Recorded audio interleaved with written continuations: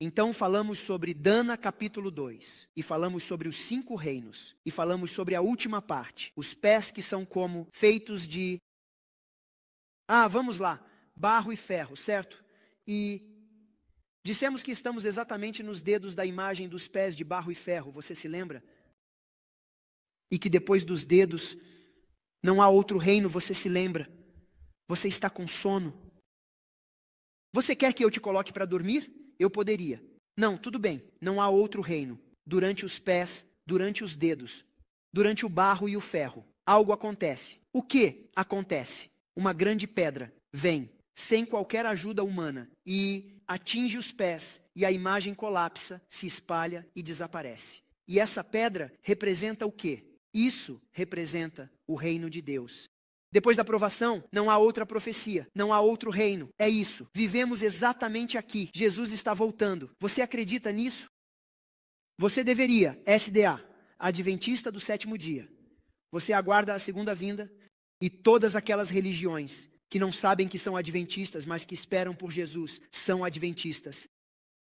Se você espera por Jesus, não me importa o que você é. Você é um adventista do sétimo dia, voltando. Jesus está voltando em breve. Bem, se acreditamos nisso, não deveríamos viver como se ele voltasse amanhã ou esta noite. Não deveríamos nos comportar de uma maneira que as pessoas possam ver que somos diferentes. Nós não planejamos para aqui, mas planejamos para lá. Você me entende? Se Jesus está voltando em breve, como devemos viver nossas vidas? Em segundo lugar, se Jesus está voltando em breve, quão breve ele está voltando? Porque algumas pessoas podem dizer sim, ele está voltando em breve, mas vai demorar mais 100 ou 50 anos, ou o que for. Quão breve é breve? Você me entende? Quão cedo é cedo? Sabemos, nós apresentamos em seminários de evangelismo, nós falamos sobre os eventos de Mateus 24, você se lembra? E vamos falar um pouco mais sobre isso, mas... você não precisa ser uma pessoa religiosa. Você não precisa ler a Bíblia. Hoje, não teólogos acreditam que algo está acontecendo. Cientistas acreditam que algo está acontecendo. Na verdade, há um forte interesse, como nunca antes na mídia, na ciência. Entre os acadêmicos, todos estão interessados no que está acontecendo. O mundo ficou louco. Algo está acontecendo. Desde o 11 de setembro, as coisas mudaram. Você concorda? Tudo mudou desde o 11 de setembro. Há uma sensação de que o fim está próximo. As pessoas se perguntam o que está acontecendo. Por exemplo, um cientista chamado Eugene Linden, em um livro chamado O Futuro à Vista, fala sobre o fim do mundo como o conhecemos. E ele diz, o mundo não pode durar. E ele diz que não há mais água, não há mais comida, não há mais ar, não há mais recursos. Tudo o que temos, ele diz, vai acabar dentro de 25 a 30 anos. E então estaremos acabados. Uma revista alemã, escrita por um cientista, diz que o mundo não pode durar mais de 25 anos. Se você souber um pouco, se tiver informações, todos os recursos se esgotaram. Outra revista na América diz que a forma como as doenças crescem aumentará em cerca de 25 anos. Não haverá bebês saudáveis nascendo. Uau! É melhor você ter bebês hoje. Outro cientista, como um Einstein de nossos dias, em um livro chamado Uma Breve História do Tempo, você sabia? O Dr. Stephen Hawking parece estranho porque tem uma doença peculiar, mas ele é um Einstein. Ele é muito inteligente. Ok, ele diz, temo que desde a evolução, ele acredita na evolução. Ele não acredita na Bíblia. Como eu disse, você não precisa acreditar na Bíblia para acreditar que o mundo acabou. Ele diz que nossa sobrevivência a longo prazo e a esperança para a nossa espécie, a espécie humana, estão em questão. No entanto, ele pensa que se conseguirmos evitar nos destruir por 100 anos, tempo suficiente para desenvolver tecnologia que nos permita voar para outros planetas, então não seremos erradicados. Ele acredita que desapareceremos. O mundo acabou. Mas se inventarmos algum tipo de foguetes que possamos voar rapidamente para qualquer planeta, ainda assim sobreviveremos. Bem, Eu concordo que o mundo está louco, vai acabar. Eu apenas acredito que vamos voar para um planeta diferente chamado céu. Alguns, espero que sim. Bem, o que Jesus diz sobre isso, você sabe. Eles falam sobre o colapso da economia, o fim dos recursos, guerras. Eles falam sobre o que a Bíblia diz, mas não acreditam na Bíblia. No entanto, pregam a Bíblia melhor do que a vivem. Então, Jesus diz, vocês sabem discernir o céu. No entanto, não conseguem discernir os sinais dos tempos. Outro cientista, ele morreu há muitos anos. Ele costumava ter programas sobre a vida no oceano. Você se lembra dele? Quantos de vocês ouviram falar de Jacques Cousteau? Vocês viram algum programa? Lindo. Agora, se você gosta de água. Quando fomos ao Havaí, fizemos snorkeling e depois mergulho com cilindro. Eu digo uma coisa, quando aquela tartaruga, que era do tamanho daqui até ali, ficou entre mim e a Dana, nós dois congelamos. E eu olhei para ela, e eu estava aqui. Eu estava lá e a tartaruga apareceu bem entre nós e fez isso para mim e aquilo para ela. E então, ele e eu dissemos a Dana. Dana diz, bem, o Dr. Jacques Cousteau trabalhou nesta área, oceano, animais, natureza. Você sabe o que ele disse ao analisar a natureza? Ele diz que o mundo não tem mais do que 40 anos. Isso foi nos anos 70. Olá, não mais do que 40 anos para sustentar a vida humana. Então, indo para a Bíblia e esquecendo a ciência, em cada 25 versículos no Novo Testamento está relacionado com a segunda vinda. Você sabia disso? Porque no mundo estamos prontos para qualquer coisa, exceto para a segunda vinda, quando o clímax de toda a Bíblia é a segunda vinda. É sobre isso que se trata. É por isso que Jesus morreu, para que ele possa vir e nos levar de volta. Eu vou preparar um lugar, e se eu for, voltarei novamente e os levarei para lá. É sobre isso que se trata, que ele nos restauraria ao lugar que ele perdeu. Eu te digo uma coisa, quando a Dana tem uma inspeção, sabe o que ela faz? Ela se prepara para isso. Se Jesus está vindo, não deveríamos nos preparar. Não apenas falar, mas agir. Há algo comum em muitos versículos da Bíblia. Não vou dar todos eles, vou dar alguns. Lucas, ele está em pé com as nuvens e todo olho o verá. Estou vindo em breve. Mantenha o que você tem para que ninguém tire sua coroa. Estou vindo em breve. Bem-aventurado é aquele que guarda as profecias. O que você viu chegando, Lucas. Estou vindo em breve. Minha recompensa está comigo. Aquele que testemunha diz, estou vindo em breve. Ele vem como um ladrão. O que você vê lá. Estou vindo como rápido, em breve. É um senso de urgência. Jesus diz que você não tem tempo para planejar outras coisas. Você realmente precisa se preparar para a minha vinda. Isso vai acontecer. Não imagine mais 5 gerações ou mais uma geração. Você não quer aceitar. Você perde.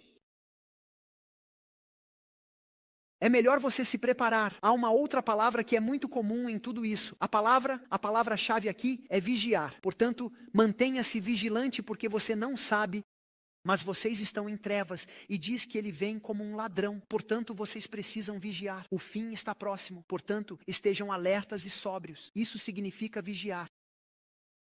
Então, deixe-me dar um breve contexto.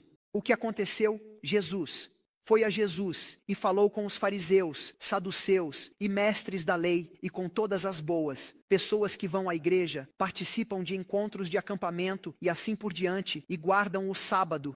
Eles guardavam o sábado e iam ao encontro de acampamento. E Jesus fala com eles e diz, escutem, vocês estão em grandes problemas. Porque você pensa, porque você vai à igreja e mantém essas coisas e faz essas coisas e come essas coisas e não come essas coisas. Vocês pensam que por serem filhos de Abraão e serem adventistas, estão bem, mas vocês não estão bem. E então Jesus lhes diz, Jesus, quem mata os profetas? Quantas vezes eu desejei reunir seus filhos, como uma ave reúne seus pintinhos? E então ele diz, sua casa está deixada, desolada. Você não me verá novamente até que diga, bendito é aquele que vem em nome do Senhor. Falando sobre a segunda vinda, basicamente, quando ele veio 3 anos e meio antes, ele diz, vocês fizeram da casa do meu pai uma caverna de ladrões. 3 anos e meio depois, ele diz, a sua casa... Jesus está dizendo, esta não é minha casa, vocês ficarão desolados, eu vou e vocês não me verão voltar. Jesus está, na verdade, abandonando-os, deixando-os, entregando-os. E diz, você não me segue, você fala sobre mim, mas não faz o que fala. Você não tem relacionamento comigo, você não tem como mostrar que realmente se importa, que se prepara, que me ama, que ama as pessoas. Você não faz o que eu pedi que você fizesse. E Jesus está bastante triste, e ele deixa Jesus, e ele nunca volta até a segunda vinda. E ao deixar Jesus, ele caminha pelo Monte das Oliveiras. E o espírito de profecia, nesta hora da era, diz que Jesus estava quieto e triste. Quando ele disse, sua casa está deixada desolada. Esse era o seu povo. Foi doloroso, e os discípulos tentaram animá-lo. Eles não entendem. Estão tão focados no que pensam, no que fazem, em seus trabalhos, em seus programas de TV e em tudo que não conseguem entender. E eles dizem, olhem, temos uma bela igreja, temos bons programas, observamos o sábado, temos até um coral. E eles dizem, olhem para o templo, vocês veem o mármore, vocês veem o jardim da frente e a grama e as flores, vocês veem o ouro entre as pedras. E ao cair da tarde, o espírito de profecia diz que o sol lançaria raios sobre o mármore e o ouro brilhantes, e tudo estava apenas brilhando, bonito e radiante, e vocês estão orgulhosos, somos o povo de Deus, e este é o templo de Deus. E Jesus lhes diz, eu digo a vocês, não ficará pedra sobre pedra. O discípulo diz que isso não pode acontecer. E Jesus diz, sim, não sobrará nada. Então os discípulos pensam, como o povo judeu chama de escatão. Você pode dizer escatão. Eschaton significa o fim do mundo. O povo judeu na Bíblia, em dialeto grego koiné, na Septuaginta pensava, cito da Bíblia, que este é o eschaton. Jesus fala sobre o fim do mundo. Eles pensavam que a destruição de Jerusalém equivalia ao fim do mundo. Então eles disseram a Jesus, quando isso vai acontecer e quando será o fim do mundo? E eles pensaram que fizeram uma pergunta, mas na verdade fizeram quantas? Eles fazem 2 perguntas. Eles pensaram que fizeram uma, mas fizeram 2. Quando isso vai acontecer e quando é o fim do mundo? E Jesus lhes dá uma série de sinais. E então Jesus lhes dá, no final do capítulo, 2 analogias. A dor de parto e o brotar da figueira. Então, a propósito, as 2 parábolas são visíveis, progressivas e climáticas.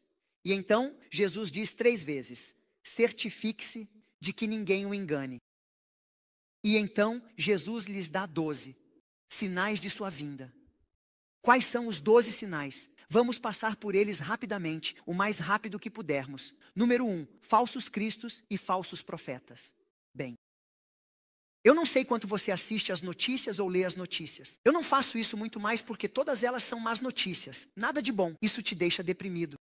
Mas eu leio na internet de vez em quando o BBC. Porque não gosto quando este programa é muito polarizado.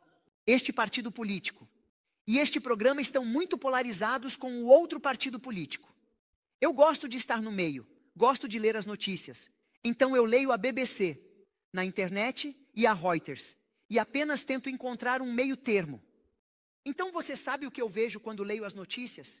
Que Cristo já veio na Argentina e não conseguimos adorá-lo e estamos perdidos. E então Cristo também veio no Brasil. E depois Cristo veio para a América. E seu nome é José. Luiz de Jesus Miranda. Eu não sei se você ouviu falar dele, não importa, porque ele era um viciado em drogas, ele estava na prisão, ele estava vivendo com várias mulheres, ele não era Cristo, ele era um Deus, mas um Deus diferente, ele servia a um Deus diferente, não o meu Deus. Falando sobre isso, vou te dar alguns detalhes sobre ele. Sim, eu encontrei. Diz aqui, ele estava na NBC, CBS, CNN e ABC. No NBC News, ele afirmou ser o próprio Jesus. Em seu site, o título é Eu sou o Rei dos Reis e o Senhor dos Senhores. Uau! Isso é bem ousado. Ele veio para a América e falou com Anderson Cooper na CNN. Anderson Cooper perguntou a ele: você é Jesus Cristo? Ele disse: sim, eu sou. Muitas pessoas o seguem. 30 países foram alcançados. Ele tem 350 escolas, 300 programas de TV e rádio, mais de 300 pastores o seguindo, cerca de 7 a 10 milhões de seguidores. É loucura. Por que as pessoas fariam isso? Eu digo a você por quê. Elas não leem suas Bíblias. As pessoas não leem mais suas Bíblias. Elas apenas ouvem os outros.